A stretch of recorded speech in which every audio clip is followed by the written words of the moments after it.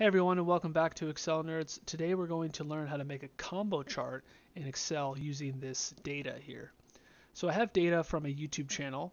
We have the views per month and the views from paid media.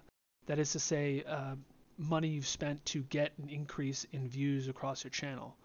So watch what happens when I create a chart to better analyze this data.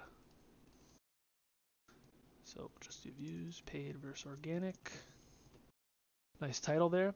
So I have the views per month of the channel, and then I have the paid views down here. But I can't really see what the trend is over time because the numbers are so much smaller than the overall views. So what I can do is create a combo chart. So if I click the chart and I come to the chart design tab, I'll click change chart type and then go all the way down to combo. And if you look down here, you have the series name, views, and views from paid media, I should say. And it's by default chosen the clustered column and the line chart. You can change these if you want, but I'm not going to for this video.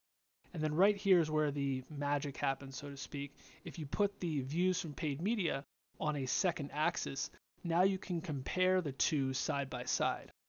So now you can see the trends in paid media throughout the year right next to the trends in overall views. So that's it. You just learned how to make a combo chart in Excel. You can use this trick with other chart types, but the most common two that you'll use in the beginning are probably the column and the line chart and just stacking them on top of each other to better visualize your data.